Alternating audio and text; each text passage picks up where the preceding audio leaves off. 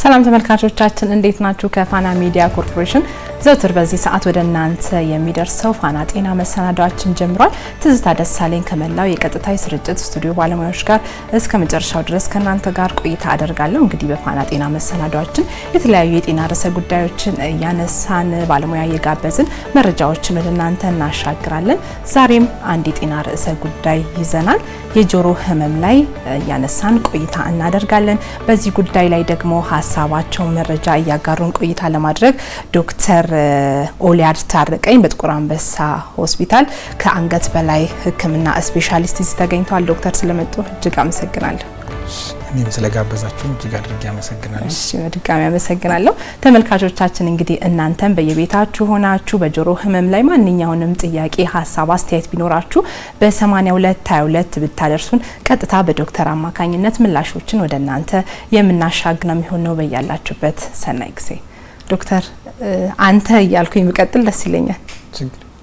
እሺ አመሰግናለሁ በጣም በድጋሚ። ዛሬ እንግዲህ ስለ ጆሮ ህመም እናነሳለን። ወደ ህመም ከመግባታችን በፊት ጆሮ በርካታ ተግባራት አሉት አይደለ? የጆሮ ተግባራትን ለተመልካቾች ቀድመን ግልጽ ብናደርግላቸው።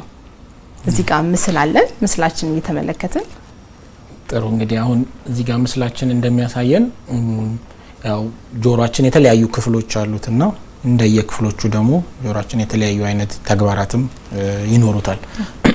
ከነዛ ውስጥ አሁን እዚህ ላይ እንደምናየው በአጠቃላይ ስለ ጆሮ ስናወራ ስለ ህመሙም ስለ ተግባሩም ስለ ተለያዩ ነገሮቹ ስናወራ ጆሮን ከፋፍለን የምናይባቸው ክፍሎች ይኖሩናል። ስለዚህ እዚህ ጋር እንደምናየው ጆሮአችንን በሶስት የተለያዩ ክፍሎች ከፍለን ማየት እንችላለን። የውጨኛው የጆሮ ክፍል፣ የመካከለኛው የጆሮ ክፍልና የውስጠኛው የጆሮ ክፍል ብለን በሶስት እንከፍላቸዋለን በአጠቃላይ ስንከፍላቸው ማለት ነውና የውጨኛው የጆሮ ክፍል የምንለው ከጆሮአችን የውጨኛው የጆሮ ፒና ወይም ቅጠሉ አንስተን እስከ ጆሮ ታምቡር ድረስ ያለውን የውጨኛው የጆሮ ክፍል እንለዋለን። ከጆሮ ታምቡር አንስቶ ደግሞ እስከ የጆሮአችን የነርቭ የሚጀምርበት ቦታ ድረስ ያለውን ክፍል ደግሞ የመካከለኛው የጆሮ ክፍል እንለዋለን። የውስጠኛው የጆሮ ክፍል የምንለው ደግሞ አጠቃላይ የነርቭና የተለያዩ ስርዓቶች ያሉበትን ክፍል ደግሞ የውስጠኛው የጆሮ ክፍል ብለን እንለዋለን።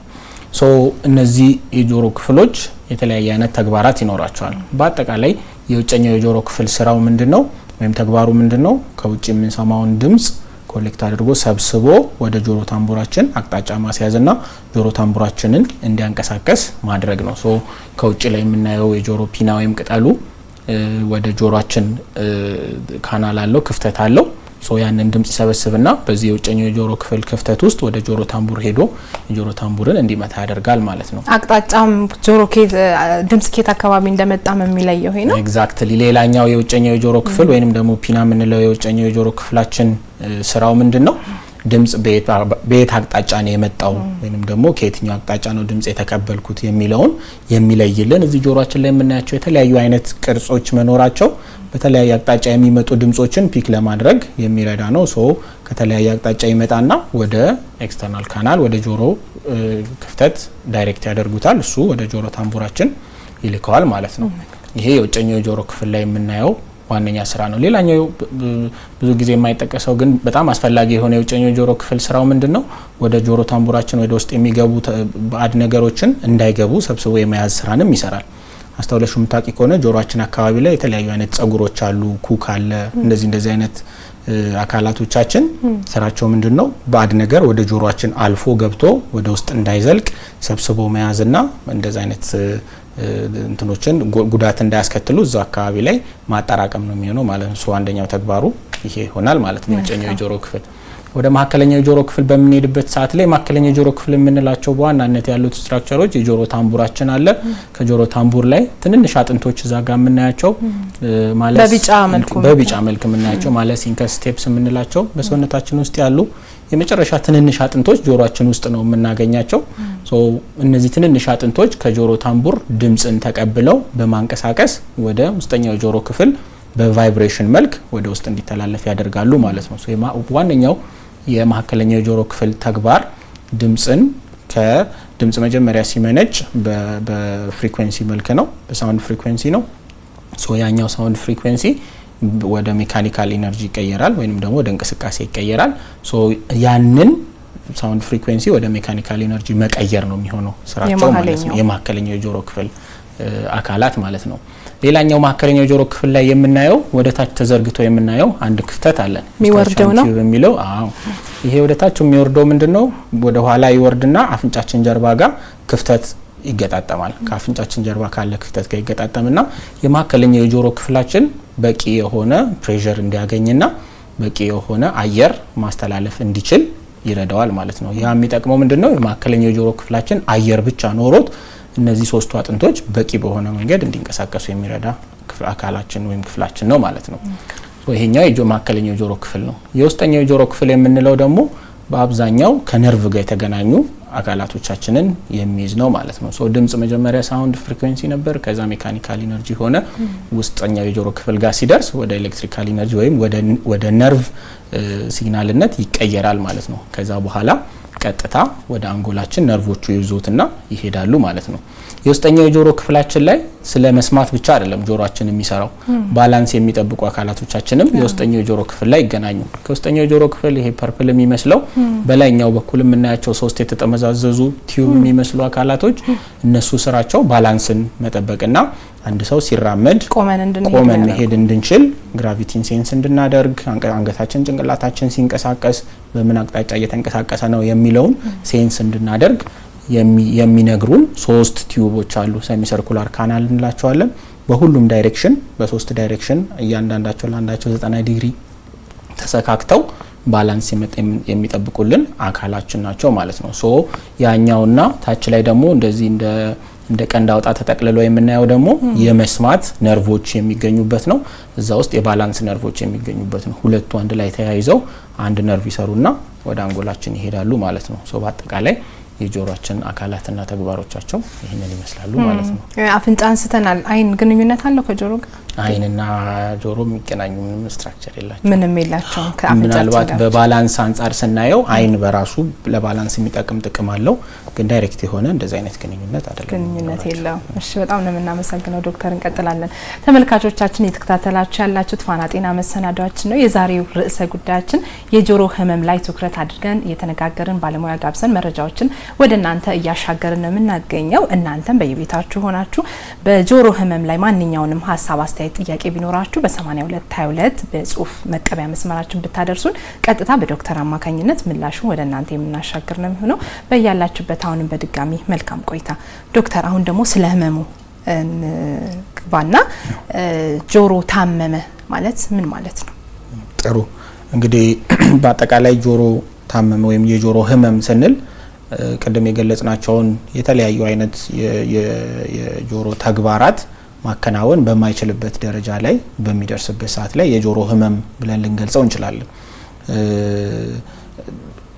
ምን ማለት ነው ይሄ ማለት? ለምሳሌ ጆሮአችን ባዕድ ነገር ከውጭ እንዳይገባ ማድረግ የማይችል ከሆነ ወይንም ደግሞ ጆሮአችን ኩካ መንጭቶ ባዕድ ነገሮችን መሰብሰብ የማይችል ከሆነ፣ አለበለዚያ ደግሞ ከበቂ በላይ ደግሞ ብዙ ኩክ የሚያመነጭ ከሆነ፣ ከተገቢ በላይ ደግሞ እነዚህ ኩኮች ምናምኖች መድረቅና የማሳከክ የህመም ስሜት የሚያመጡ ከሆነ፣ ከዛም አልፎ ደግሞ ወደ ውስጥ እየገባን ስንሄድ የጆሮ ታምቡር ላይ የሚፈጠር ቁስለት ካለ፣ የተለያዩ አይነት ፈሳሾች ጆሮ የሚያመጣ ከሆነ፣ ሌላኛው ደግሞ ስራው መስማት ነው። ስለዚህ የመስማት አቅም እየቀነሰ የሚመጣ ከሆነ፣ ሌላኛው ስራው ደግሞ ባላንስን መጠበቅና እንቅስቃሴ በተገቢ ሁኔታ ማድረግ እንድንችል ነው። ሰው በተገቢ ሁኔታ ባላንስ መጠበቅ የማይችል ከሆነ የጆሮ ህመም አለ፣ አንድ ሰው የጆሮ ህመም ተጠቂ ሆኗል ብለን መግለጽ እንችላለን ማለት ነው።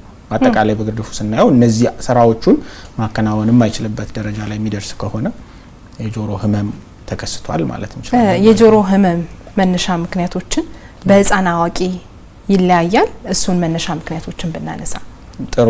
እንግዲህ የጆሮ ህመም እንደየጆሮ ክፍሎቹ መንስኤዎቹ የተለያዩ ሊሆኑ ይችላሉ።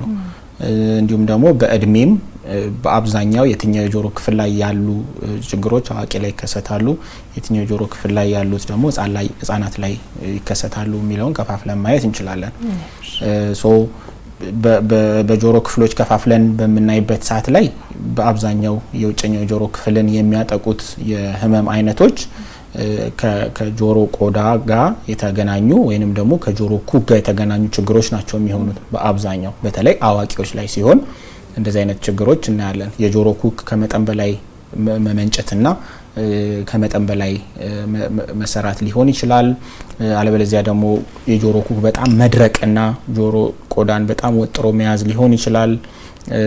አለበለዚያ ደግሞ የጆሮ ኩክ ጭራሹንም ሳይመረት ደግሞ ጆሮ ደረቅ ሆኖ ባዶ የሚሆንበት አጋጣሚዎች ላይ አዋቂዎች ላይ ልናይ እንችላለን። ልጆች ላይ ከውጨኛው የጆሮ ክፍል ጋር የተገናኙ ችግሮች በአብዛኛው ህፃናት ላይ የሚከሰቱ ከሆነ የሚከሰቱበት ምክንያት ህፃናት በተለያየ ሁኔታ ባዕድ ነገር ወደ ጆሮአቸው የመክተት አጋጣሚ ሊገጥማቸው ይችላል። ሶ ቤተሰብ አውቆ ሊሆን ይችላል፣ ሳያቅ ሊሆን ይችላል። ወደ ጆሮአቸው ባዕድ ነገር ይከቱና ጆሮአቸው ውስጥ ቆዳው ላይ ችግር ሊፈጥር ይችላል። አለበለዚያ ደግሞ የገባውን ነገር ለማውጣት በማለት ሳይታሰብ የጆሮ ቆዳው ሊጎዳ ይችላል። ያንን ነገር የሚፈጠሩ ከዛ ጋር የተገናኙ ነገሮች በሚፈጠሩበት ሰዓት ላይ ልጆች ላይ በአብዛኛው የምናየው ችግር ይሄ ነው፣ የውጨኛው የጆሮ ክፍል ላይ። የማዕከለኛው የጆሮ ክፍል ላይ በምንሄድበት ሰዓት ላይ በአብዛኛው የማዕከለኛው የጆሮ ክፍል ህመም የሚከሰተው ልጆች ላይ ነው። ልጆች ላይ የሚከሰትባቸው ስፔሲፊክ የሆኑ ወይንም ደግሞ የተለዩ ምክንያቶች ይኖራሉ። ቅድም እንዳልኩሽ ከአፍንጫችን ጀርባ ወርዶ የምናየው ቲዩብ ስታቻን ቲዩብ የምንለው አዋቂዎች ላይና ህፃናት ላይ እንትኑ የተለያየ ነው፣ ስትራክቸሩ የተለያየ ነው። ሶ በዛ ምክንያት ልጆች በጣም የተጋለጡ ይሆናሉ። ልጆች ላይ ምን አይነት ስትራክቸር አለው ይሄ ስታቻን ቲዩብ? በተፈጥሮው ክፍት ሆኖ እናገኘዋለን። አንደኛ ደግሞ ሰፊ ቀዳዳ ኖሮት እናገኘዋለን። ሌላኛው ደግሞ አግድም ነው፣ ሞር አግድም ሆኖ ነው የተቀመጠው ልጆች ላይ ማለት ነው። ገና የዳበረና በጣም የተሰራ ስላልሆነ አግድም ሆኖ እናገኘዋለን። ሶ አግድም መሆኑ፣ ክፍት መሆኑ እንዲሁም ደግሞ ሰፊ ቀዳዳ መኖሩ በቀላሉ በአፍንጫ በጉሮሮ በኩል የሚገቡ የላይኛው የአየር ቧንቧ ጀርሞች፣ ኢንፌክሽን የሚያመጡ ነገሮች በቀላሉ ወደ ጆሮ የመዝለቅ እድል ይኖራቸዋል ማለት ነው። ነገር ግን ሰው እያደገ እየጠነከረ እየዳበረ ሲሄድ ይሄ ስታቻን ቲዩብ የተደፈነ ይሆናል። እንደገና ደግሞ ከአግድም ይልቅ ቨርቲካል የመሆን እድል ይኖረዋል። ከዛ ውጭ ደግሞ ቀዳዳውም እየጠበበ ይመጣል እያደገን ስንመጣ። ስለዚህ በቀላሉ በአፍንጫ የሚገቡ ጀርሞች፣ በአፋችን የሚገቡ ጀርሞች ወደዛ የመዝለቅ እድላቸው እየቀነሰ ይመጣል ማለት ነው። ሶ ልጆች ላይ በአብዛኛው የምናየው የጆሮ ህመም ከማዕከለኛው የጆሮ ህመም ጋር ወይም ደግሞ ከማዕከለኛው የጆሮ ክፍል ጋር የተገናኘ ህመሞችን ነው የሚሆነው ማለት ነው። ከነዛ ህመሞች መካከል ደግሞ ለይተን በምናይበት ሰዓት ላይ በቫይረስ ምክንያት የሚከሰቱ ኢንፌክሽኖች በአብዛኛው ይኖራሉ። ሶ በቫይረስ ምክንያት የሚከሰቱ ኢንፌክሽኖች ስንል በቀላል ጉንፋን ብለን የምንጠራቸው አይነት ህመሞች በቀላሉ ወደ ማዕከለኛው የጆሮ ክፍል የመዝለቅ እድል ሊኖራቸው ይችላል። ስለዚህ እነዛ ክፍት ስለሆነ እነዛ ቫይረሶች በቀላሉ ይዘልቃሉ፣ የማዕከለኛው የጆሮ ክፍል ላይ ኢንፌክሽን ይፈጥራሉ ማለት ነው። ሶ ያኛው የቫይራል ኢንፌክሽን የማዕከለኛው የጆሮ ክፍል ላይ ኢንፌክሽን ፈጥሮ ጆሮ ታምቡርን አቅሱሎ ቶሎ ካልታከመ ወይንም ደግሞ ተገቢ የሆነ ህክምና እንትን በማያገኝበት ሰዓት ደግሞ ባክቴሪያዎች ይጨመሩበታል። ሶ እነዛ ባክቴሪያዎች ደግሞ ተገቢ የሆነ ህክምና ከቫይረስ በሽታ በተለየ ተገቢ የሆነ ህክምና ያስፈልጋቸዋል። ስለዚህ ያም ህክምና የማይቀጥል ነው ወይም ደግሞ ተገቢ ህክምና የማያገኝ ከሆነ የጆሮ ታምቡርን የመቅደድ ፈሳሽ ወደ ውጭ የማውጣት እንደዚህ አይነት ደረጃ ላይ የመድረስ ችግርን ይፈጥራል ማለት ነው። ስለዚህ ልጆች ላይ የምናየው የአብዛኛው የማዕከለኛው የጆሮ ክፍል ኢንፌክሽንን ይሆናል። ወደ ውስጠኛው የጆሮ ክፍል በምንሄድበት ሰዓት ላይ ደግሞ እዛ ጋር የምናገኛቸው እንትኖች አዋቂ ላይም ልጆች ላይም የመከሰት እድል ይኖራቸዋል። የውስጠኛው የጆሮ ክፍል ላይ ማለት ነው። መነሻ ምክንያቱ ተመሳሳይ ይሆናል? ተመሳሳይ አይሆንም። ልጆች ላይ የምናየው የውስጠኛው የጆሮ ክፍል ህመም ምንድነው? በአብዛኛው በተፈጥሮ የሚከሰቱ ችግሮች ማለት ነው። ለምሳሌ አንድ ህጻን ልጅ ሲወለድ የውስጠኛው የጆሮ ክፍሉ በተገቢው ሁኔታ ተሰርቶ የማይፈጠር ከሆነ በአፈጣጠር ምክንያት የሚፈጠር ችግር ሲኖር የውስጠኛው የጆሮ ክፍል ላይ ልጆች የመስማት አቅም ሳይኖራቸው ሊወለዱ ይችላሉ። ሶ የተለያዩ አይነት የአፈጣጠር ችግሮች ሊኖሩ ይችላሉ። በእንደዛ ምክንያት ልጆች ላይ እናየዋለን። አዋቂዎች ላይ ሲሆን ግን በአብዛኛው የውስጠኛው የጆሮ ክፍል ችግር የሚከሰተው ከስራ ጋር የተገናኘ ወይንም ደግሞ ከአኗኗሩ ዘይቤያችን ጋር የተገናኘ በጣም ለከፍተኛ ድምጽ የሚጋለጡ ስራቸው ከፍተኛ ድምጽ ጋር የሚያጋለጣቸው ከሆነ ለምሳሌ ከባባድ ማሽኖች ላይ የሚሰሩ ከሆነ ትልልቅ አይነት ፋብሪካዎች ውስጥ የሚሰሩ ከሆነ እንደዚህ አይነት ድምጾች ጋር የሚጋለጡ ከሆነ የውስጠኛው ጆሮ ክፍላቸው የመጎዳት እድል ሊኖረው ይችላል። ለተለያየ ህመም የሚሰጡ መድኃኒቶች በተለይ የካንሰር ታካሚ ከሆኑና የጸረ ካንሰር መድኃኒቶችን የሚወስዱ ሲሆን የውስጠኛው ጆሮ ክፍላቸው የመጎዳት እድሉ እንደዛው የጨመረ ይሆናል። ሌላ ደግሞ በእድሜ ምክንያት እድሜያችን እየገፋ እንደዚህ በሚሄድበት ሰዓት ላይ የሚከሰቱ የጆሮ ችግሮችን በአብዛኛው የውስጠኛው ጆሮ ክፍልን የሚያጠቁ ይሆናሉ ማለት ነው። ሶ አዋቂዎች ላይ የምናያቸው መንስኤዎች ደግሞ እነዚህ ይሆናሉ ማለት ነው። ዶክተር እዛው ጋር የህፃናትን በተለይ የሶስተኛው ማለት ነው በውስጠኛው ላይ ያለውን ቀድሞ መከላከል ይቻላል እንዴ? ተፈጥሮ የሚመጣ ያልከውን ጥሩ በጽንስ ወቅት ማለት ነው። ልክ ነሽ። እንግዲህ አሁን በጽንስ ወቅት የሚፈጠርን የውስጠኛው የጆሮ ክፍል ችግርን ልንከላከል የምንችልባቸው ምክንያቱም የውስጠኛው የጆሮ ክፍል የሚሆን ሌላኛው ሰውነታችን በሚሰራበት ሰዓት ላይ ያለምንም ምክንያት አይደለም በተፈጥሮ ችግር ተፈጠረ የምንለው።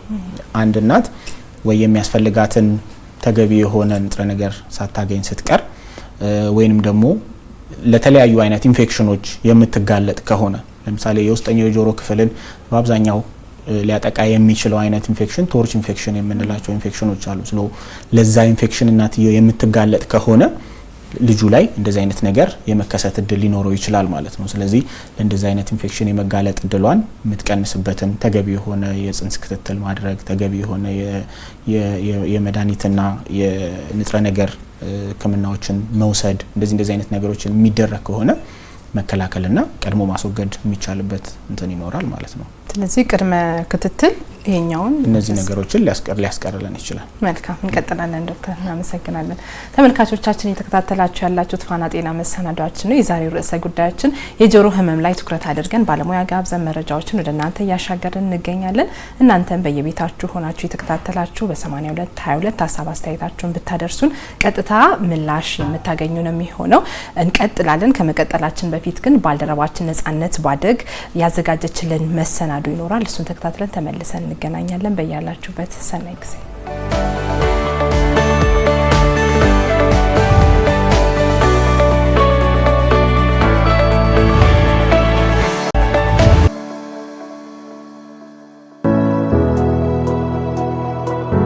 ሰላም የተወደዳችሁ ተመልካቾቻችን፣ እየተከታተላችሁ የምትገኙት ሳምንታዊ ፋና ጤና ፕሮግራማችን ነው። ፋና ጤና ፕሮግራማችን እንግዲህ የተለያዩ ጤና ነክ ጉዳዮችን በስፋት የምዳስስበት ፕሮግራም ነው። ዛሬ ደግሞ ከስቱዲዮ ወጣ ብዬ በዳግማዊ ምኒልክ ሆስፒታል ተገኝቻለሁ። በጆሮ ህመም ላይ ከተለያዩ ታካሚዎች ጋር ቆይታ ማድረግ ይሆናል። አብራችን ቆዩ።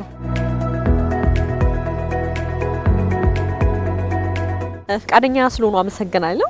መች ነው የጆሮ ህመም የጀመሩት? እንግዲህ ምኒልክ ሆስፒታል ህክምናዎትን ሲከታተሉ ነው ያገኘሁት። አዎ የጆሮ ህመም የጀመረኝ እዚህ መጀመሪያ የመጣሁበት ግፊት ነበረብኝ እና የግፊቱን እየተከታተልኩ ያለሁ ከዛ የህመም ስሜት ሲታየኝ ጆሮዬን ዶክተሬን የግፊቱን ዶክተር ጆሮዬንም እያመመኝ ነው ዶክተር ከዚህ ጋር ይገናኛል የዚሁ መታከም እችላለሁ ብዬ ባልኩት መሰረት አይ ይሄ ከአንገት በላይ ስለሆነ ወደ አንገት ክፍል እልክሻለሁ አለኝ። ስለዚህ ቀጥታ አንገት ክፍል ተጻፈልኝ። አንገት ክፍል ሄድኩኝ። በመታይበት ሰዓት ከውስጥ ልክ የመርፌ ነጽብ ያህል ጠባሳ አለበት ተባልኩኝ ማለት ነው ውስጥ። ስለዚህ ይሄ በተፈጥሮ ያለ ነገር ስለሆነ ለአሁን የተወሰነ እንደዚህ ያሳክከኛል፣ የሆነ ይጮሃል፣ እንደዚህ የመናፈጥ ነገር ይጮህብኛል፣ የራሴ ድምጽ እንደ ገደል ማሚቱ ወደ ውስጥ ያስተጋባብኛል ምናምን ባልኩት መሰረት መድኃኒት ታዘዘልኝ። ጠብታ እሱን ተጠቀምኩኝ። እግዚአብሔር ይመስገን በሱ ተሻለኝ ማለት ነው። ሲሻለኝ ያው ተሽሎኛል ብዬ እኔ ክትትሌን አቋረጥኩኝ ማለት ነው።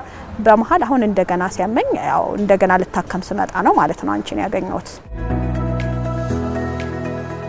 እኔ ኦልሞስት አንድ ወር አካባቢ ነው የሆነ ብዙም አይደለም። እኔ ለሌላ ህክምና ነው የመጣሁት። ዝም ብዬ ቼክ ማድረግ እወዳለሁ ዝም ብዬ እና በየሆነ ሰዓት ቤተዛታ ምናምን ሆስፒታል ታይቼ ነበር ከዚህ በፊት እና አይኔ እስቲ ቼክ ላድርግ ብዬ እዚህ ስመጣ ጆሮዬ እንትን ይላል ድምጽ አለው እና ይደፈናል። ምንድነው ዶክተር ምናምን ስለው አለኩ ምናምን አሉኝ። ከዛ ሪፈራል ጻፍኩኝና ወደዚህ መጣሁ። ምክንያቱም ከአንገት በላይ ያለውን ነገር በሙሉ ቼክ ማድረግ አለብኝ ብዬ መጣሁ። ለዛሬ ተቀጠርኩኝ ማለት ነው። ምን አላውቀውም። በመሀል መደፈን የጀመረው ይደፈናል። ከዛ ህመሙ ከሆነ ሰዓት በኋላ ይመጣል እና ትንሽ የመውጋት ባህሪ ያለው እሱ ምንድነው ላይ ተወኛል። ደግሞ ኦልሞስት አንድ ወር አካባቢ ይመጣል ይሄዳል። ከዛ ቆይ ለምን አላየውም ብያልኩኝ። የጆሮ ህመም እንዳለበት ካወቁ በኋላ ምን አይነት ህክምናዎችን ሳደረጉ? ለመድኃኒት እግዚአብሔር ይመስገን ተሽሎኛል። አሁን ታክሜ ነው የወጣሁት ከዶክተሬ ጋር እና ለሌላ ቆጠሮ ተሰጥቶኛል። ያው በክትትል ላይ ነው ያለሁት ማለት ነው። ሐኪሙ ምንድነው አለ? የህመሙ መንስኤ ምንድነው አሉት? የህመሙን መንስኤ እንደዚህ አልነገረኝም፣ ግን ያው ያቺ ጠባሳዋ እንዳለች ነው የተነገረኝና ይሄ የሚያሳክከው እንደዚህ እንደ ታምፖን እንትን የሚለው ያው የሆነ እነሱ በራሳቸው በተማሩት እንትን የሆነ ምስል አሳየኝ። እዚች ጋር ነች ጠባሳዋ ያለችው ምንም ብሎ አሳየኝ። ይሄ ለነሱ ነው የሚታያቸው የህመሙ ነገር ማለት ነው። ግን ዋናው ዶክተሩ እኔን እንዲሻለኝ የሚጠቅመኝ መድኃኒት ነው ያዘዘልኝ ያሽላታል ብሎ ያለውን እንጂ በሽታው በዚህ ምክንያት ነው የሚነሳው ምናምን ብሎ አልነገረኝም። በግልም ታይቼ ነበረ። የግሉም ብዙም ያው ከብር ማውጣት ባለፈ ብዙም ለውጥ ስላላየውበት ነው መልሼ እንደገና የኛውን ዶክተሬን ወደዛ እንዲልከኝ ያደረኩት። መድኃኒት ጠብታ ነው አሁንም ይዤዋለሁኝና ጠብታ ነው በቃ ማለት ለ7 ቀን 3 ጠብታ የሚደረግ ታዞልኛል። እሱን ነው የተጠቀምኩትና በሱ ግን በጣም በቃ ከእግዚአብሔር በታች በጣም ተሽሎኛል። አሁን ምንድነው ጥሩ ነው ያለው ሁኔታ ራሱ ስታተሱ ራሱ ጥሩ ነው። በቃ ሁሉ ነገር አሪፍ ነው። ቼክ መደረጉም ጥሩ ነው። ግን የተወሰነች ቆሻሻ ነገር ነበረ እሱን አውጣልኝና በቃ ደስ ይላል። የሆነ በተለያየ መሳሪያ ያው አይቶኛል። 30 ለ40 ደቂቃ የሚሰማው የህመም እንትን ከባድ ነው በጣም። ለታመመ ሰው ደግሞ ምን እንደሚሆን ማሰብ ነው። ምክንያቱም በጣም ይወጋል። ንፋስ ይሁን ምን ይሁን እኔ አላውቀውም። ምን ሻው ነው ግን መጠስጠዛለሁ። ያቺ ሞመንት እስክታልፍ ከባድ ነው። ያንን ደግሞ ቼክ በማድረጌ ነው ይሄንን እዚህ የደረስኩት። አሁን ዛሬ ጥሩ ነገር ላይ ነው ያለ። ደስ ብሎኛል። ሐኪሙንም ስፔሻሊስቱንም ስላገኘሁት እናንተንም ስላገኘኋችሁ። ስሜቱ ህመሙ እንዴት ነበር? እስቲ በዚህ መንገድ እያለፉ ያሉ ይኖራሉና ህመሙን እስቲ ንገሩን። ከጣት ቁስል ያልተናነሰ ነው።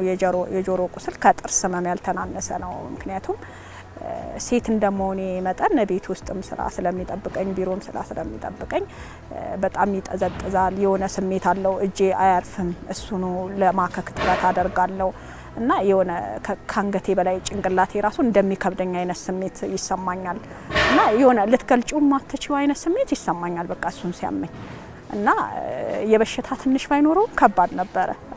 አሁን ስለተሻለኝ በመድኃኒቱ ነው እንጂ ይከብዳል ህመሙ። በሰዓት ነው የምከታተለው። እግዚአብሔር ይመስገን በቃ በክትትሉም ነው አሁን ያገኘሽኝ አንቺም እና ክትትልም ጥሩ ነው። ያየኝም ዶክተር ከእግዚአብሔር በታች በደንብ አድርጎ ነው በቃ በሚገባኝ መልኩ እኔን እንድረዳ አድርጎ ነው በቃ ሊያየኝ እንትን ያለውና ደስ ብሎኛል። በቃ ማለት ስርዓት ባለው መልኩ ነው በቃ እንደዚህ ብታረጊ እንደዚህ ነው፣ ውሃ እንዳይነካሽ፣ ምንም አይነት ጠብታ ውሃ እንዳይነካሽ፣ እንደገና ይሄ በጣም ከፍ ያለ ድምጽ ያለበት ቦታ እንዳትሆኚ፣ በርቀት ራስሽን ጠብቂ ምናምን የሚል ነገር ነግሮኛል እና እኔም በተቻለ መጠን እሱ ባለኝ መልኩ ራሴን በፊትንም እጠብቃለሁ። ብዙ ድምጽ አልፈልግም፣ ኤርፎን ምናምን እንደ እንትኖች አልጠቀምም። ራሱ ህመሙ ራሱ ይመራሻል እንደዛ። ስለዚህ እሱ ባለኝ መልኩ እጠቀማለሁ ብዬ አስባለሁ። ህመም ነበረው? ይወጋኛል፣ ይደፈናል። ብዙ አይደለም ግን ኃይለኛ ውጋት አለው የሆነ ሳለ ሲመጣ። ከዛ እንዲህ ሳድርገው ሁሉ ይዘጋል። ድፍን ብሎ ምንም አይሰማው ለአንድ ለ3 ቀን ማለት ነው። ከዛ መድኃኒት ነገር ይሰጡኛል በቃ አልኩና መጣው ታከምኩ። ለዛሬ ቀጠሩኝ። ዛሬ ታጠበ። ጥሩ ሪሊፍ አገኘው። አሁን ይህን በሽታ አባባሰብኝ የሚሉት ነገርስ ምናልባት ሌሎች መጠንቀቅ እንዲችሉ? ገላሽን ስትታጠቢ ውሃ ወደ ጆሮሽ እንዳይገባ መጠበቅ አለብሽ። በጣም ከፍተኛ ድምጽ ያለበት አካባቢ እንዳትሆኚ። እንደገና ደግሞ የሆነ የሚያበሳጭ ምናምን ነገር ራሱ አካባቢ እንዳትኖሪ። ብስጭት ምናምን ራሱ እንዳይኖርሽ። ለምን ይመስለኛል የጆሮ ነገር ከሁሉም ጋር የተገናኘ ይመስለኛል ከነሱ ጋርና እንደዛ ብሎኛል። ያንን ለመጠበቅ ጥረት አደርጋለሁ። ሲጀመር በፊትም አልወድም እኔ ድምጽ ያለበት ቦታ ብዙም እንትን አይደለምና እንደዛ ይሄንን ብሎኛል እሱ። ለሌሎች የሚያስተላልፉ መልእክት ካለ? ሲታመሙ ከዶክተር ጋር ክትትል ቢያደርጉ። ምክንያቱም ከፍተኛ ስለሆነ ህመሙ ማለት ነው ለኔ ስለሚረብሸኝ እና እዛ ነገር ላይ በቃ ታመሙ ማለት ቶሎ ወደ ዶክተር ጋር መሄድ እንዳለባቸው ነው የምመክረው። ራስን ቼክ ማድረግ በተለያየ አጋጣሚ ያው መንግስት በዚህ አይነት ሁኔታ እንግዲህ ህብረተሰቡን እያገለገለ ነው። ጥሩ ሐኪሞች አሉ። እኔም ሰው ነግሮኝ ነው የመጣሁት። እኔ ፕራይቬት ነው የምታከመው በብዛት የነበረውና ግን አሁን ጥሩ ሐኪሞች አሉ። ስለዚህ መተው የግድ ትልልቅ ሆስፒታል መሄድ አይጠበቅብሽም። ቼክ ማድረግ በመንግስት ሆስፒታሎች ይሄን ቢያደርግ ህብረተሰቡ ሳይወድቅ ለከፋ አደጋ ሳይደርስ ራሱን ይጠብቃል ማለት ነው። ስታተሱንም ያያል የራሱ። ተመልካቾቻችን እንግዲህ መግቢያ ላይ እንደነገርኳችሁ በዳግማዊ ምኒልክ ሆስፒታል ነበር ቆይታ ሳደርግ የነበረው። በጆሮ ህመም ላይ ከተለያዩ ታካሚዎች ጋር ቆይታ አድርጌያለሁ። በእኔ በኩል የነበረን ቆይታ ይህን ይመስል ነበር። ባልደረባዬ ትዝታ ደሳለኝ ደግሞ ከስቱዲዮ ሆና በጆሮ ህመም ላይ በቀጥታ ስርጭት እያወያየች ትገኛለች። ሀሳብ አስተያየት ካላችሁ ደግሞ በ8222 ብትጠይቁ የምንመልስላችሁ ይሆናል። ፋና ጤና ይቀጥላል። አብራችሁ ቆዩ።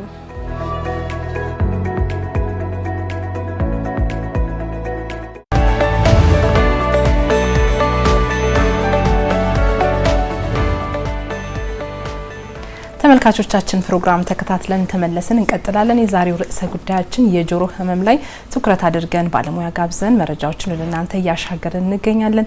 እናንተም በ8222 ሀሳብ አስተያየት ጥያቄ ካላችሁ ብታደርሱን ቀጥታ በዶክተር አማካኝነት ምላሽ የምታገኙ ነው የሚሆነው። አሁንም በድጋሚ መልካም ቆይታ ይሁንላችሁ። ዶክተር ጥያቄዎች መጥተዋል። በ8222 092255 እያለ የሚቀጥል ስልክ ቁጥር ጆሮዬን በተደጋጋሚ ያሳክከኛል ምን ሊሆን ይችላል የሚል ነው። እዚሁ ጋር ደግሞ አያይዘን በተጨማሪም የሌሎችም ጥያቄ ስለሆነ አሁን ለምሳሌ አንዳንዴ ጉንፋን ሲይዘን ለተወሰነ ጊዜ የማሳከክ ነገር አለ አይደለ? ከዛም በተጨማሪ ግን ጆሮ ለምን ያህል ጊዜ ለምን ያህል ወቅት ሲያሳክክ ነው ጤነኛ አይደለም ወይም ሕክምና ያስፈልገዋል የሚባለው? አያይዘን ለተመልካቻችን ብንመልስለት ጥሩ። እንግዲህ የጆሮ ማሳከክ በዋናነት የሚገናኘው ከውጭኛው የጆሮ ክፍል ችግሮች ጋር ነው። እንግዲህ የውጭኛው የጆሮ ክፍሎች ላይ ደግሞ የጆሮ ቆዳው አለ። ከዛ በኋላ ቆዳው የሚያመነጨው ኩክ አለ። በአብዛኛው ከነዚህ ከሁለቱ አካላት ጋር ተያይዞ ነው የጆሮ ማሳከክ ችግር የሚመጣው። አንደኛው ጆሮ ምንም አይነት ኩክ የማይሰራ ከሆነ ወይም ደግሞ ኩኩን በተለያየ ሁኔታ በጣም ጠርገው አውጥተውት የሚሆን አይነት ነገር ከሆነ የጆሮ ቆዳ ማሳከክ ይመጣል። የቆዳው ድርቀት ይኖረዋል። ከዛ ምንም አይነት ነገር ቆዳውን የሚጠብቀው ነገር የለም። ከውጭ ለሚገቡ ነገሮች ብናይ ሊሆን ይችላል፣ አቧራ ሊሆን ይችላል፣ ንፋስ ሊሆን ይችላል፣ ደረቅ አየር ሊሆን ይችላል። እነዚህ ነገሮች በጠቅላላ ቀጥታ ወደ ጆሮ በሚገቡበት ሰዓት ላይ ቆዳው ደረቅ ነው። ምንም ነገር የሚጠብቀው ሳይኖር ሲቀር ማሳከክ ያመጣል ማለት ነው። ኩክ ማውጣት ትክክል አይደለም ዶክተር? ኩክ ማውጣት ትክክል አይደለም። የጆሮአችን ኩክ በሚያስፈልገው መልኩ ኩኩን ያመነጫል። ከዛ ደግሞ በሚያስፈልገው መልኩ ደግሞ ራሱን የማጽዳት ተግባር ይሰራል ጆሮአችን ማለት ነው። እኛ ልንጠርግ ለማውጣት በመናደርገው እንትን ግን አንደኛ ኩኩን ከልክ በላይ እናደርገዋለን እንጠርገዋለን። ሁለተኛ ደግሞ ኢቭን ኩኩንም ወደ ውስጥ እንገፋዋለን። ወደ ውስጥ እንገፋና ወደ ውስጥ ወዳለው የጆሮ ቆዳ እናስጠጋዋለን። የጆሮአችን ቆዳ ሙሉ ቆዳ አይደለም ኩክ የሚሰራው። ከውጭ ያለችው 1/3 አካባቢ ብቻ ነች ኩክ የምትሰራው። የውስጠኛው 2/3 ምንም ኩክ አይሰራም። ኩክ ወደዛ ቦታ ቢሄድ ደግሞ ራሱን የማጽዳት ስራንም ማስራት አይችልም። የውጭኛው 1/3 ብቻ ነች እንደዛ የምታደርገው። ስለዚህ በአብዛኛው የማሳከክ ችግርም ሲከሰት የውጭኛው 1/3 ላይ ሲሆን ለማከምም ለእንትን ለማለትም ቀላል ይሆናል። ወደ ውስጥ የገባ ሲሆን ግን ያንን ለማጽዳት እንደገና ኩኩን ከዛ ውስጥ አድርጎ ለማውጣት ብዙ አይነት ስቃይና ህመም ሊኖረው ይችላል። ለመጥረግ የምናደርገው ነገር ራሱ የጆሮ ማሳከክን ያባብሳል ማለት ነው። ሌላኛው ደግሞ ምንድነው ለመጥረግ በመናደርግበት ሰዓት ላይ የጆሮ ኩኩ ራሱ የመድረቅ ባህሪ ያመጣል። ከራሱ እርጥበት ውጪ ለመጥረግ በመናደርገው ምክንያት ድርቀት ያመጣል። ያኛው ድርቀትም የማሳከክ ችግር ሊያመጣ ይችላል። ሌላኛው ደግሞ ጆሮአችን በተፈጥሮ በራሱ በጣም ብዙ ኩክም የመስራት ነገር ሊኖረው ይችላል። ከተገቢው በላይ ብዙ ኩክ የሚሰራ ከሆነ የማሳከክ ችግር ይዞ ሊመጣ ይችላል ማለት ነው። ኩክ አለመኖር፣ ኩክ መብዛት ወይንም ደግሞ ኩክ መድረቅ የጆሮ ማሳከክ ችግርን ይዞ ሊመጣ ይችላል ማለት ነው። ለምን ያህል ጊዜ ሲቆይ ይታከም? እንግዲህ የጆሮ ማሳከክ ይሄን ያህል ጊዜ ሲቆይ ህመም ነው እንደሚባል ነገር አይኖረውም። ግን በጣም የቀን ተቀን ስራችንን የማስተጓጎል ደረጃ የሚደርስ አይነት ጆሮ ማሳከክ ወይንም ደግሞ ከማሳከክ አልፎ ደግሞ አብሮ ህመም የሚያመጣ ከሆነ ግን ያኛው ወዲያው መታከም ያስፈልገዋል። ምክንያቱም ጆሮ ማሳከኩ ሊሆን ይችላል፣ ግን አብሮ ህመም የሚያመጣ ከሆነ አንዳንድ ጊዜ ጆሮአችን ብዙ ከማካካችን የተነሳ የተለያዩ አይነት ኢንፌክሽኖች ሊከሰቱ ይችላሉ።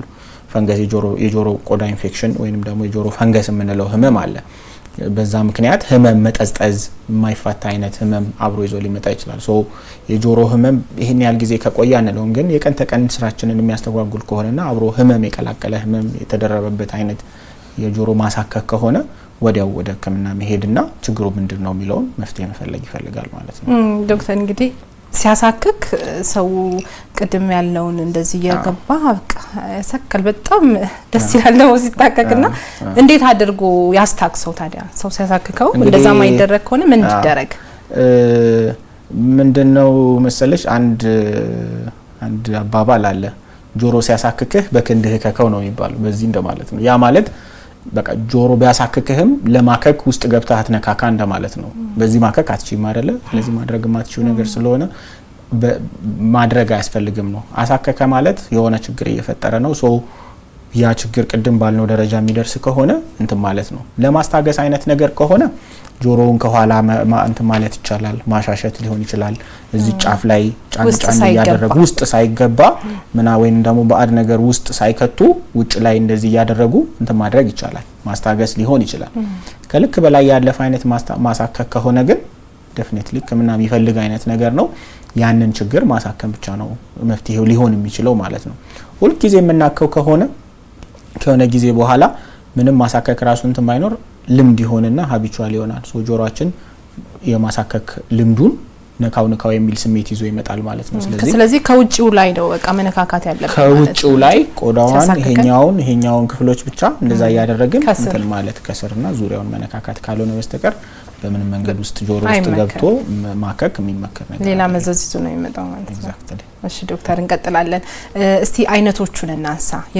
የጆሮ ህመም አይነቶች ከደረጃዎችም ጋር አገናኝተን ማንሳት እንችላለን።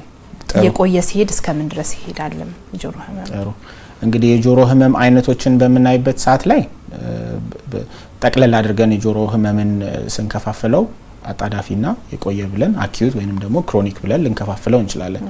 አኪዩት የምንለው የጆሮ ህመም በአብዛኛው ከኢንፌክሽን የጆሮ ኢንፌክሽን የሚያስከስተው ይሆንና አኪዩት ኦታይቲስ ሚዲያ እንለዋለን ወይም ደግሞ የአጣዳፊ የሆነ የጆሮ ኢንፌክሽን እንደማለት ነው። ሶ አንድ የጆሮ ኢንፌክሽን ተከስቶ በአብዛኛው እስከ 12 ሳምንት ሊቆይ የሚችል ነገር ግን ደግሞ ከጊዜው ባለፈ ደግሞ ይዟቸው የሚመጣቸው ምልክቶች በዘላቂነት ችግር የማያመጡ ከሆነ ለምሳሌ የጆሮ ህመም፣ የጆሮ መጠዝጠዝ፣ ቀጭን ፈሳሽ፣ የጆሮ ታምቡር አለመቀደድ እንደዚህ አይነት ምልክቶች ይዞ የሚመጣ ሲሆን አኪዩት ኦታይቲስ ሚዲያ የምንለው አይነት ምልክት ነው። ሲከሰትም አጣዳፊ የሆኑ ምልክቶች ይኖሩታል። ሌላኛው ደግሞ ክሮኒክ ኦታይቲስ ሚዲያ ብዙ ጊዜ ከ12 ሳምንት በላይ የቆየ የጆሮ ፈሳሽ አብሮ ሲኖር፣ የጆሮ ታምቡር መቀደድ፣ የጆሮ ታምቡሩንም ደግሞ መቀደዱን ስናየው የሚጠግን አይነት ሳይሆን ዙሪያውን ጠባሳ የሰራ መቀደድ የሚኖረው ከሆነ የሚያመጣው ፈሳሽ ደግሞ ሽታ ያለው እንዲሁም ደግሞ ቢጫ መግል የመሰለ አይነት ፈሳሽ እንደዚህ አይነት ነገር ከሆነ ክሮኒክ ኦታይቲስ ሚዲያ የምንለው ነው። ይህንም ደግሞ በዘላቂነት የቆየ የጆሮ ኢንፌክሽን እንደማለት ነው። ስለዚህ በእነዚህ በሁለት ክፍሎች ልንከፋፍለው እንችላለን። ሁለቱም ምክንያታቸው ኢንፌክሽን ነው። ነገር ግን በአኪዩት ኦታይቲስ ሚዲያ ምክንያት የሚመጡትን የጆሮ ኢንፌክሽኖች በምናክማቸው ሰዓት ላይ ዘላቂነት ችግር ሳያመጡ ሙሉ ለሙሉ ሊድኑ ይችላሉ። ነገር ግን ክሮኒክ ኦታይቲስ ሚዲያ ወይም ደግሞ ዘላቂነት የቆየ የጆሮ ኢንፌክሽንን በምናይበት ሰዓት ላይ በመድኃኒት ብቻ የምናክመውና የምናድነው ላይሆን ይችላል። ምክንያቱም በኢንፌክሽኑ ምክንያት የጆሮ ታምቡር መቀደድ ዋነኛው ምልክታችን ነው። ይሄ ነገር አኪዩት ነው ክሮኒክ ነው ብለን የምንለይበት። ስለዚህ የጆሮ ታምቡር ደግሞ በኢንፌክሽን ምክንያት ተቀዶ ክሮኒክ የሚባለው ደረጃ ላይ ከደረሰ መድኃኒት ብቻ ላያድነው ይችላል። የምንሰጣቸው መድኃኒቶች ምንድነው የሚያደርጉት? ኢንፌክሽኑን ማዳን፣ ማድረቅ፣ ፈሳሹን ማጥፋት ሊሆን ይችላል። ይህ ሰው የመስማት መጠኑ እየተጎዳ በዘላቂነት የመስማት መጠኑ በጊዜ ሂደት እየቀነሰ የሚመጣ ነው የሚሆነው። ስለዚህ ያንን ችግር ለመቀነስ ወይንም ደግሞ ለማስተካከል የተቀደደው የጆሮ ታምቡር በኦፕሬሽን መደፈን ያስፈልገዋል እዛ ደረጃ ላይ ከደረሰ ማለት ነው። ቤዚካሊ አይነቶቹ እነዚህ ሁለቱ ናቸው የሚሆኑት። ከዛ ባለፈ ደግሞ ደረጃዎቹን በምናይበት ሰዓት ላይ የጆሮ ህመምን ደረጃዎች የምንከፋፍልበት በመስማት መጠኑ ላይ ተመስርተን ነው። ሶ የመስማት መጠን አንድ ሰው መስማት መጠኑ ትክክለኛ ነው ወይም ደግሞ ኖርማል ነው በቂ የሆነ የመስማት መጠን ላይ ነው አለ ብለን የምንናገረው ከ0 እስከ 25 ዴሲቤል ያሉ ድምጾችን መስማት የሚችል ከሆነ አንድ ሰው የመስማት መጠኑ ኖርማል ነው ብለን መናገር እንችላለን። ነገር ግን ከ25 በላይ እየሄደ በሚሄድበት ሰዓት ላይ ደረጃዎች እናወጣለታለን ማለት ነው። ሶ ከ25 እስከ 40፣ ከ40 እስከ 50፣ ከ50 እስከ 70 ከ70 እስከ 90 ከ90 በላይ ብለን በ5 ደረጃ እንከፋፍላቸዋለን። አንደኛ፣ ሁለተኛ፣ ሶስተኛ፣ አራተኛ፣ አምስተኛ ደረጃ ማለት ነው። ስለዚህ ከዚህ ከ0 እስከ 25 በታች ያሉ ሰዎች የመስማት መጠናቸው ትክክል ሊሆን ይችላል። ነገር ግን ትክክል አይደለም ነው። ከ0 እስከ 25 ያለው ኖርማል የመስማት መጠን ያላቸው ሰዎች ናቸው። ያ ማለት ምንድነው? ያው 25 ዴሲብል ማለት በጣም ሶፍት የሆነ ድምጽ እንደማለት ነው። 90 ዴሲብል ዝቅ ያለ ድምጽ መስማት ከቻለ ሰው መስማቱ ትክክል ነው ማለት ነው። 90 ዴሲብል ወይንም ደግሞ 100 ዴሲብል የምንለው ደግሞ ትልልቅ ማሽኖች ወይንም ደግሞ የጀት ኢንጂን ምናምን እንደዚህ የአውሮፕላን ኢንጂን ምናምን አለ አይደለ? እዛ ደረጃ ድረስ ከፍ ቢልም መስማት የማይችሉ ሰዎች አሉ። ስለዚህ የመስማት መጠናቸው እየባሰ በሚሄድበት ሰዓት ላይ እዛ ደረጃ መስማት አይችሉም ማለት ነው። ምርመራ ሲደረግ በእነዚህ ዴሲብሎች የድምጽ መለኪያ አይደል ዴሲብል፣ በእነዛ ዴሲብሎች ከፋፍሎ ይነግረናል የመስማት ምርመራው ማለት ነው።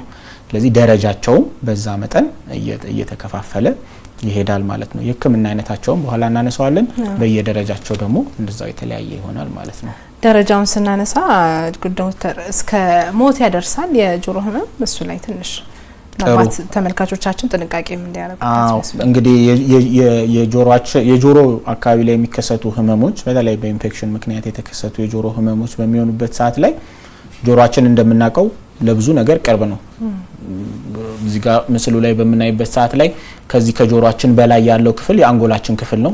እቺ አጥንት ነች አንጎላችንንና ጆሮአችንን የምትከፍለው ማለት ነው።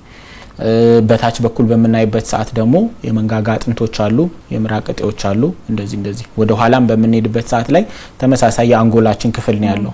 ጆሮአችን አንጎላችን ክፍል ማረፊያ ላይ ነው ያለው።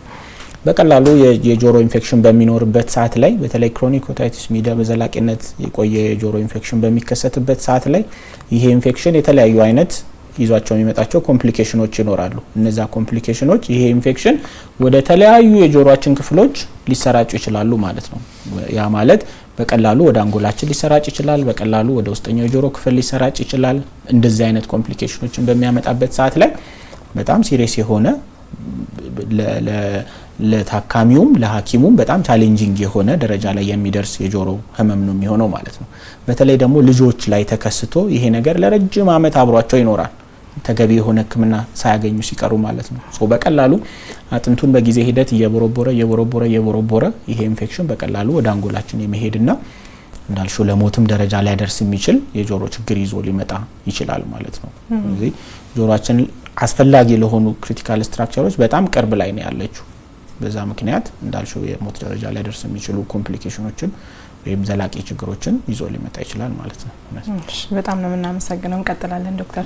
ተመልካቾቻችን እየተከታተላችሁ ያላችሁት ፋና ጤና መሰናዷችን ነው። የዛሬ ርዕሰ ጉዳያችን የጆሮ ህመም ላይ ትኩረት አድርገን ባለሙያ ጋብዘን መረጃዎችን ወደ እናንተ እያሻገርን እንገኛለን። እናንተም በጆሮ ህመም ላይ ሀሳብ፣ አስተያየት፣ ጥያቄ ካላችሁ ብታደርሱን በ8222 ቀጥታ ምላሽ የምታገኙ ነው የሚሆነው። አሁንም በያላችሁበት ሰናይ ጊዜ። ዶክተር እንቀጥል። ጥያቄዎች እየደረሱት ነው። 0933 85 እያለ የሚቀጥል ስልክ ቁጥር ጆሮዬስ በጣም የሚጮህ ድምጽ ይሰማኛል። ጩኸት ምንድነው? ጥሩ እንግዲህ አንደኛው የጆሮ ህመም በሚኖርበት ሰዓት ላይ የሚታዩ ምልክቶች ውስጥ አንደኛው ጩኸት ነው። እንግዲህ የጆሮ ውስጥ ጩኸት በተለያየ አይነት መልኩ ሰዎች ሊገልጹት ይችላሉ። የጩኸቱን አይነት ለማለት ነው። ግን ማንኛውም አይነት የጩኸት አይነት ቢሆን ምንድነው ይዞ የመጣው ችግር እንዳለ ነው የሚነግረን ማለት ነው። የጆሮ ውስጥ ጩኸት የውጨኛው ጆሮ ክፍልም ጩኸት ሊፈጥር ይችላል። ማከለኛው ላይ የሚከሰት ችግር ሊፈጥር ይችላል። የውስጠኛው ጆሮ ክፍል ላይ ያሉ ችግሮች ጩኸት ሊፈጥሩ ይችላሉ። በዋናነት ውጨኛው ጆሮ ክፍል ላይ ሲሆን ቀላል ነገሮች ናቸው። የኩክ መድፈን ሊሆን ይችላል፣ ቆሻሻ መጠራቀም ሊሆን ይችላል። እንደዚህ አይነት ነገሮች የውጨኛው ጆሮ ክፍል የሚያመጣቸው የጩኸት ምክንያቶች ናቸው። የማከለኛው የጆሮ ክፍል ላይ የሚከሰቱት ደግሞ ከጆሮ ታምቡር በውስጥ በኩል ያለ ፈሳሽ መቋጠር፣ አለበለዚያ ደግሞ በቂ የሆነ የማከለኛው ጆሮ ክፍል ላይ አየር አለመኖር፣ ያ ማለት በአፍንጫ በኩል አየር የምታስገባው ቱቦ በምትደፈንበት ሰዓት ላይ እኩል የሆነ ፕሬሸር አይኖርም። ስለዚህ የጆሮ ውስጥ ጩኸት ሊፈጥር ይችላል። እነዚህ አይነት ምክንያቶች ሊኖሩ ይችላሉ። ሌላኛው ደግሞ የማከለኛው ጆሮ ክፍል ላይ የሚወጡ እጢዎች፣ ከደም ስር ላይ የሚነሱ እጢዎች አሉ፣ ከነርቭ ላይ የሚነሱ እጢዎች አሉ። እነዛ እጢዎች እዛ ውስጥ በቅለው መታየት ወይንም መኖር የጆሮ ውስጥ ጩኸትን ሊፈጥሩ ይችላሉ።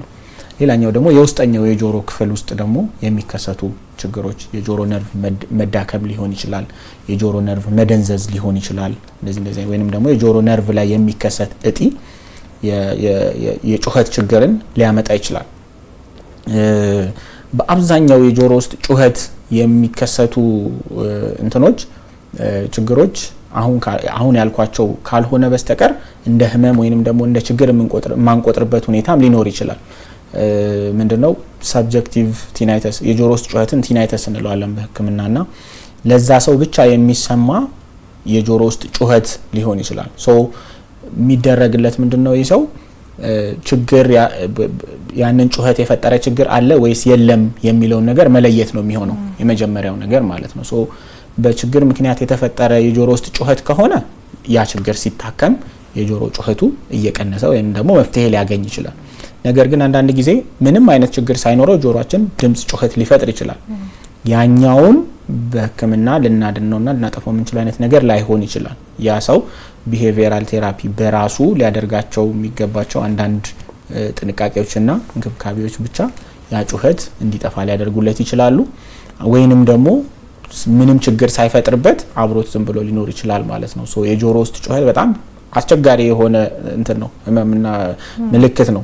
ሶ መንስኤውን መፈለግና መንስኤውን ማግኘት ነው የሚያስፈልገው ማለት ነው። ሶ ለአድማጫችን ለተመልካቻችን የምነግረው ነገር ምንድነው ወደ ባለሙያ ሄዶ በህመም በችግር ምክንያት የተፈጠረ የጆሮ ውስጥ ጩኸት ነው ወይንስ ደግሞ ያለ ምንም ህመም የተፈጠረ የጆሮ ውስጥ ጩኸት ነው የሚለውን መለየት ነው የሚያስፈልገው ማለት ነው።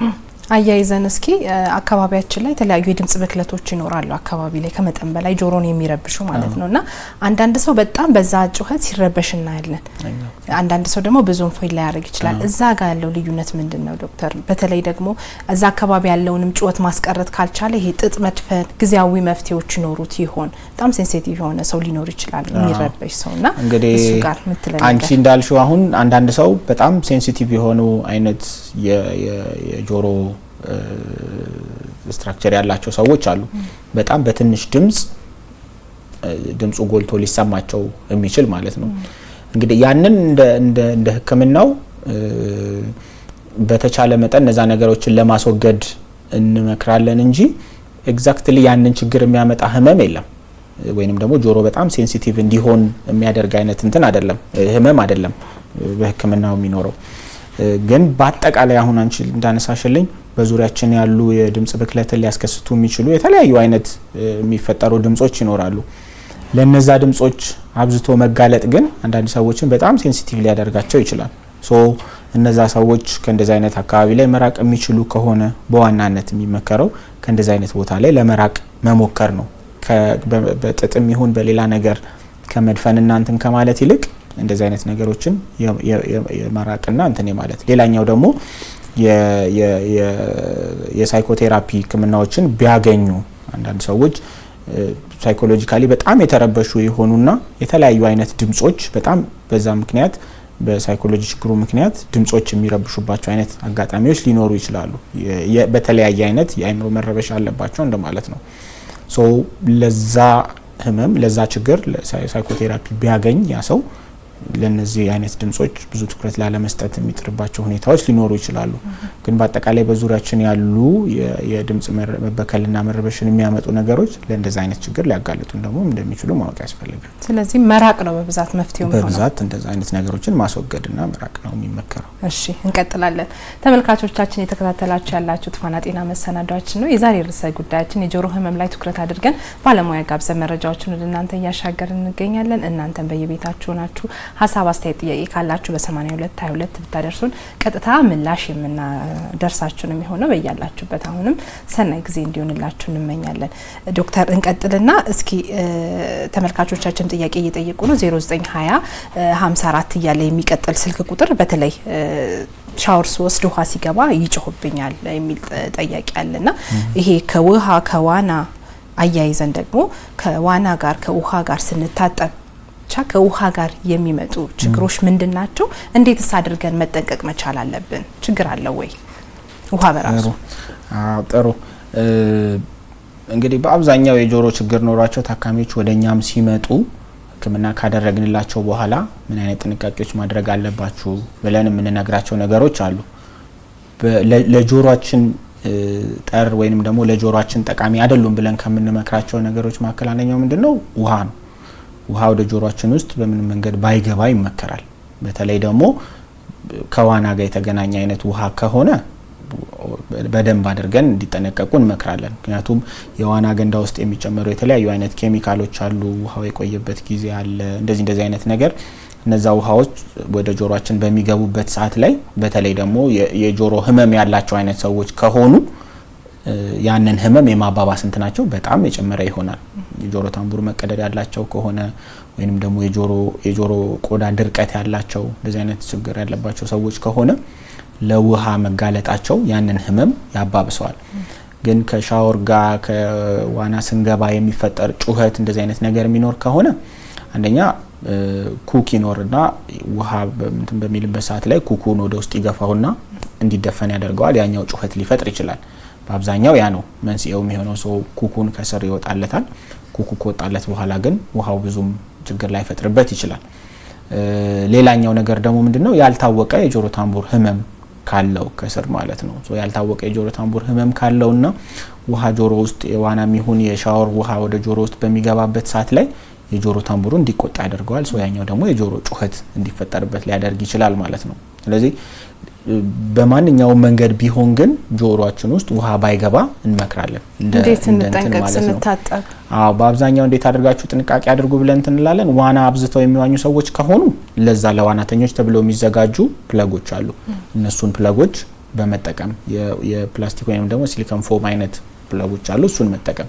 ነገር ግን በቀን ተቀን ሻወር ስንገባ እንደዚህ ነገር በምናደርግበት ሰዓት ላይ ጥጥ በቫዝሊን አርሰን ጠለቅ ያለ ጥጥ ወስደን ደረቅ ጥጥ ካደረገን ውሃ ስለሚስብ ሳናቀው ውሃ ይገባበታል። ነገር ግን ያንን ጥጥ በቫዝሊን አርሰ ነው ከውጭኛው የጆሮ ክፍላችን ላይ አድርገን ሻወር መውሰድ ስንጨርስ አውጥተን መጣል እንችላለን። በአብዛኛው እንደዚህ ነው የምንመክረው። በተለይ የጆሮ ታምቡር መቀደድ ካላቸው ኦፕሬሽን የሚያስፈልጋቸው ከሆነ ለዛ የምናዘጋጃቸው ከሆነ ወይ ኦፕሬሽን ተደርጎላቸው ክትትል ላይ ያሉት አካሚዎች ከሆኑ በአብዛኛው ውሃ ጆሮአቸው ውስጥ እንዳይገባ በእንደዚህ አይነት መንገድ መጠንቀቅ ይኖርባቸዋል ብለን እንመክራቸዋለን ማለት ነው። ሌላኛው ኢንቴንሽናሊ ጆሮአቸው ውስጥ ውሃ በመጨመር ያጸዱ የሚመስላቸው አይነት ሰዎችም ደግሞ አሉ። ያ ነገር ግን በምንም መንገድ ጆሮአችን ውስጥ ውሃ በመጨመር የምናጸዳው አይነት ነገር አይኖርም። ምክንያቱም ኩክም ቢኖር ኩክ ለውሃ እንትን የሚል አይደለም፣ በውሃ የሚጸዳ አይነት ነገር አይደለም። የሚጠቅመው ነገር አይኖርም ማለት ነው። እና ያንን ነገር አለማድረግም ይመከራል ማለት ነው። ከዚሁ ጋር አገናኝቼ ጆሮ የሚጨመር ነገር ስትል ትዝ ብሎኝ ነውና አንዳንዴ ጆሮን ሲታመም በቤት ውስጥ ለማከም ጥረቶች ይደረጋሉ።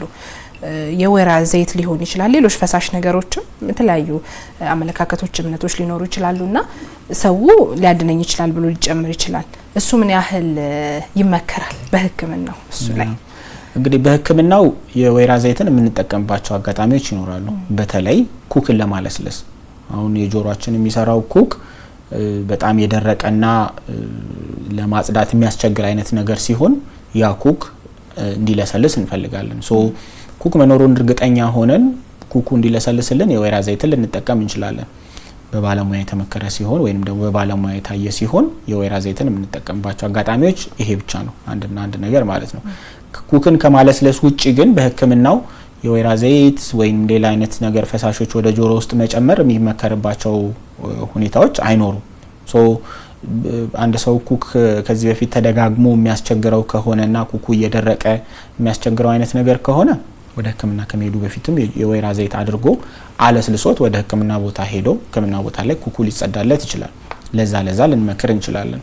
ከዛ ውጭ ግን ወደ ጆሮ ውስጥ የሚጨመሩ ፈሳሾች ያንን ኩክን ከማለስለስ የተረፈ ሌላ አይነት የሚጠቅሙት አይነት ነገር አይኖርም። የጆሮ ታምቡር መቁሰል ካለ የጆሮ ታምቡር ቁስለትን ሊያባብሱ ይችላሉ። ውሃም ሊሆን ይችላል፣ የወይራ ዘይትም ሊሆን ይችላል፣ ሌላ አይነት ነገር ማለት ነው። ወይንም ደግሞ የጆሮ ታምቡር መቀደድ ካለ ደግሞ የምንጨምራቸው ነገሮች ቀጥታ ወደ መካከለኛው የጆሮ ክፍል ነው ዘልቀው የሚሄዱት። ያ ደግሞ የመስማት መጠንን እንደዛው በጣም እየጎዳው ይሄዳል ማለት ነው። ለዚህ ሲባል ነው በባለሙያ ታይቶ ካልሆነ በስተቀር ዝም ብሎ መጠቀም ጉዳት ሊያመጣ ይችላል አንዳንድ ጊዜና ያንን ማስተዋል ያስፈልጋል። መታከሙ ይበጃል ማለት መታከሙ ይበጃል ታይቶ ቢሆን ይመከራል። እሺ ዶክተር እናመሰግናለን። እንቀጥላለን። ተመልካቾቻችን እየተከታተላችሁ ያላችሁት ፋና ጤና መሰናዷችን ነው። የዛሬ ርዕሰ ጉዳያችን የጆሮ ህመም ላይ ትኩረት አድርገን ባለሙያ ጋብዘን መረጃዎችን ወደ እናንተ እያሻገርን እንገኛለን። እናንተም በየቤታችሁ ናችሁ በጆሮ ህመም ላይ ሀሳብ፣ አስተያየት፣ ጥያቄ ካላችሁ ብታደርሱን በዶክተር አማካኝነት ቀጥታ ምላሽ የምታገኙ ነው የሚሆነው። አሁንም በያላችሁበት መልካም ቆይታ። ከመቀጠላችን በፊት ግን ዘግየት ብላችሁ ቴሌቪዥናችሁን የከፈታችሁ ተመልካቾቻችን አጠር ያለ የጽሁፍ መረጃ ተዘጋጅቷል። እሱን ተከታትለን ተመልሰን እንገናኛለን።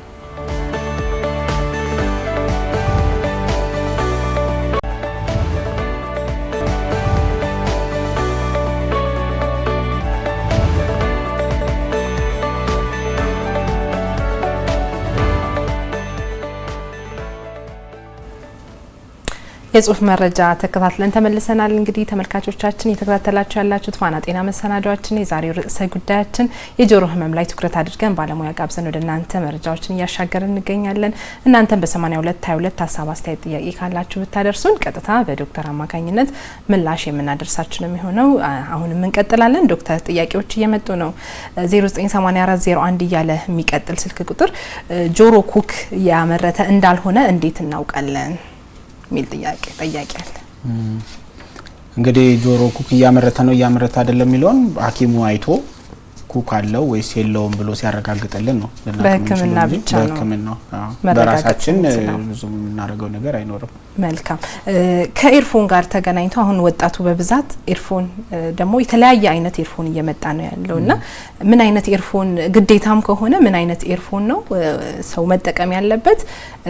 መጠንና ሰዓትም ገደብ ይኖረው ይሆን? ጆሮአችን ላይ ችግር እንዳያመጣ፣ ችግርስ ያመጣል ለራሱ እሷን አጠር አድርገን ብንመለከት። እንግዲህ ኤርፎን ስንል በተለይ ጆሮ ውስጥ የምትገባው ትንሿ ኤርፎን እውነትሽን ነው እንዳልሽው አሁን ላይ ችግር እየፈጠረ ያለና የጆሮ ነርቭ መጎዳትን እያመጣ ካሉ እንትኖች መካከል አንደኛው እሱ ነው። ምክንያቱም ኤርፎን አድርገን የምንጠቀመው ለረጅም ሰዓት ከሆነ ድምጹ የሚያመጣው ችግር ስለሚኖር ማለት ነው። አንደኛ ኤርፎኑ በራሱ ጆሮ ውስጥ በመግባቱ ምክንያት ቆዳ ላይ የሚፈጥረው ጉዳት ይኖራል።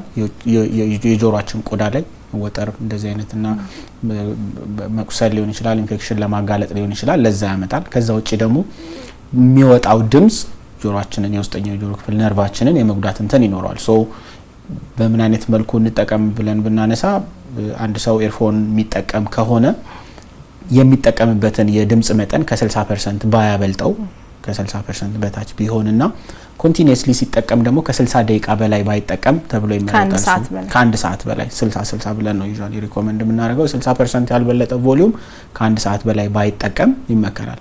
ከአንድ ሰዓት በላይ መጠቀም ካለበት ደግሞ 15 ደቂቃ በመሃል እረፍት አድርጎ ከዛ በኋላ እንደገና መጠቀም የሚችልበትን እንትን ማለት ነው።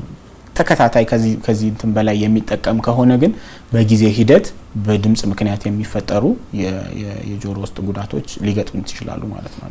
ኤርፎንስ ምን አይነቱ በተለይ ወደ ውስጥ ማይገባ በተቻለ መጠን ውስጥ ጆሮ ውስጥ የምትገባ ባይሆን ይመከራል። ምክንያቱም የቆዳው ላይ የሚፈጠረውን እንትን ከመቀነጽ አንፃር ማለት ነው። ሶ ከላይ የሚደረገው እሱኛው ስፖንጅ አለው ሞር ሪኮመንድ ይደረጋል ከትንሿ ማለት ነው። መልካም።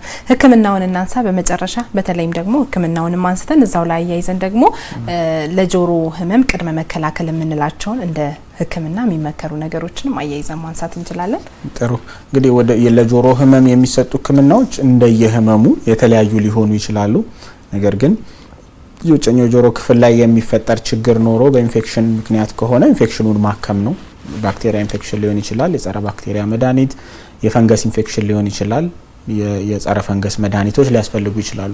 እንዲሁም ደግሞ ፈሳሽ ካለ አንዳንድ የሻጋታ በፈንገስ ምክንያት የሚፈጠሩ ጆሮ ውስጥ ሻጋታዎች እንደዚህ አይነት ነገር ካለ የኩክ መጠራቀም ካለ እነሱን ማጽዳትም የህክምናው አንደኛው አይነት ነው የሚሆነው። ሶ በባለሙያ እነዛ ነገሮች ይጸዱና ለታካሚው በጠብታ መልክ ወይንም ደግሞ በክሬም መልክ ለጆሮ የሚሰጡ መድኃኒቶች ሊኖሩ ይችላሉ። ሌላኛው የመካከለኛው ጆሮ ክፍል ችግር በሚኖርበት ሰዓት ላይ ደግሞ በተለይ አኪዩት የምንለው የጆሮ አጣዳፊ የጆሮ ኢንፌክሽን በሚሆንበት ሰዓት ላይ በሚዋጥ የሚሰጡ መድኃኒቶች ይኖራሉ፣ ማስታገሻዎች ይኖራሉ ህመሙን ለመቀነስ። የጆሮ ታምቡሩ ከመቀደዱ በፊት እነዚህ ነገሮች በጣም አስፈላጊ ይሆናሉ። ነገር ግን ደግሞ የጆሮ ታምቡሩ ተቀዶ አንድ ሰው ክሮኒክ የሚባል የጆሮ ኢንፌክሽን ይዞ በሚመጣበት ሰዓት ላይ ተደጋጋሚ ፈሳሽ ሊኖረው ስለሚችል ፈሳሹን ማጸዳት በባለሙያ እንዲሁም ደግሞ በጆሮ ጠብታ መልክ የሚሰጡ መድኃኒቶች ይኖራሉ ረዘም ላለ ጊዜ የሚወሰዱ ከዛ በኋላ ፈሳሹ ከዳንና ከደረቀ በኋላ ደግሞ የጆሮ ታምቡር መቀደድን በቀዶ ጥገና ህክምና ማስተካከል ህክምናዎቹ ይሆናሉ ማለት ነው። የውስጠኛው ጆሮ ክፍል ላይ በሚከሰቱ ችግሮች ምክንያት ደግሞ ከሆነ አንድ ሰው የመጣው ያ ችግር መስማት መጠኑን ጎርቶት ደረጃው ከታየለት በኋላ ምናልባት የመስማት መጠኑን ለማስተካከል ማዳመጫ መሳሪያ ሊሆን ይችላል የሚያስፈልገው ማዳመጫ መሳሪያ ሊታዘዝለት ይችላል ማለት ነው አንድ ሰው። አንዳንድ ጊዜ ደግሞ ልጆች የመስማት መጠናቸው በተፈጥሮ የተጎዳ ሆነው ሊመጡ ይችላሉ። ምንድነው የሚደረግላቸው ለነዚህ ልጆች ብለን በመናይበት ሰዓት ደግሞ በተፈጥሮ ምክንያት አንድ ልጅ የመስማት መጠን ሳይኖረው ወይንም ደግሞ መስማት ሳይችል ተወልዶ ከሆነ አሁን ላይ ጊዜው በጣም የተሻሻለ ሆኗል። ዘመናችን የደረሰበት ጥሩ ቴክኖሎጂዎች አሉ። ኮክሊያር ኢምፕላንት የሚባል በጆሮ ነርቭ ላይ የሚቀበሩ ኢምፕላንቶች ይኖራሉ። ሰው በቀዶ ጥገና እነዛ ኢምፕላንቶች ይደረጉላቸውና የመስማት መጠናቸው እንዲስተካከል ይደረጋል ማለት ነው። አሁን በቅርብ ጊዜ እንደውም እኛ ሀገር ላይ እንትን እንዲል ከተለያዩ እንትኖች ዶነሮች ጋር በመሆን ጥቁር አንበሳ ላይ የተጀመሩ እንቅስቃሴዎች አሉ ከዚህ በፊትም የተደረጉ ማለት ነውና ለእንደዚህ አይነት ህጻናት የመስማት አቅማቸውን ለማስተካከል የሚረዱ አይነት ህክምናዎች ይኖራሉ። ሶ ህክምናዎቹ ከሲምፕል ኩክ ማንሳት ማጽዳት እስከ ኮክሊያር ኢምፕላንት ድረስ የተዘረጉ ሊሆኑ ይችላሉ ማለት ነው። በአጠቃላይ ጥንቃቄዎችን ወይንም ደግሞ ቅድመ ጥንቃቄ ምን ማድረግ ያስፈልጋል ስንል እንግዲህ በአጠቃላይ ጆሮአችንን ሊጎዱ የሚችሉ ተብለው የሚታሰቡ ነገሮችን ማስወገድ እንዲሁ በተለምዶ ጆሮ ማጽዳት እሱ ጆሮ የሚጎዳ ነገር ነው። ወደ ጆሮ ውስጥ የሚጨመሩ የተለያዩ አይነት ባድ ነገሮች እነሱን ማስወገድ ማንኛውም አይነት የጆሮ ውስጥ ህመም ይሁን ጥሩ ስሜት ማጣት በሚኖርበት ሰዓት ላይ ቶሎ ወደ ህክምና ቦታ ሄዶ የጆሮን ጤንነት ማረጋገጥ ከስራ ጋር ከኑሮ ጋር የተገናኘ ሆኖ ደግሞ ለተለያዩ አይነት ድምጾች የምንጋለጥ ከሆነ ደግሞ በአመት ቢያንስ በአመት 2 ጊዜ በ6 ወር 1 ጊዜ የጆሮ ጤንነትን ቼክ ማስደረግ በተለያየ ደግሞ ትልልቅ ማሽኖች ላይ ትልልቅ ፋብሪካዎች ላይ የሚሰሩ ሰዎች ከሆኑ በአመት 2 ጊዜ የጆሮ ጤናቸውን ቼክ ማስደረግ ያስፈልጋቸዋል ማለት ነው። እነዚህ ነገሮችን በማድረግ የጆሮ ጤናችንን ልንጠብቅ እንችላለን ማለት ነው። ዶክተር ኦሊያድ ታረቀኝ በጥቁር አንበሳ ሆስፒታል የአንገት በላይ ህክምና ስፔሻሊስት እዚህ ድረስ መጥተ ይሄን የመሰለ ቆይታ ስላደረክ መረጃዎች ለተመልካቾች ስለሰጠህልን ክብረት ይስጥልን። እሺ አመሰግናለሁ። በድጋሚ በጣም ነው አመሰግናለሁ። ተመልካቾቻችን እንግዲህ ፋና ጤናችን የዛሬው ርዕሰ ጉዳያችን የጆሮ ህመም ላይ ትኩረት አድርገን መረጃዎችን ወደ እናንተ ያሻገርን ቆይታ አድርገናል። እንግዲህ በየቤታችሁ ሆናችሁ በሰማችሁት ባገኛችሁት መረጃ እንደምትጠቀሙበት ተስፋ እናደርጋለን። ሳምንት በሌላ የጤና ርዕሰ ጉዳይ እስክንገናኝ ትዝታ ደሳለኝ ከመላው የቀጥታ ስርጭት ስቱዲዮ ባለሙያዎች ጋር ከእናንተ ጋር ቆይታ አደረግኩኝ። እስከ ሳምንት መልካም ሳምንት በያላችሁበት መልካም ጊዜ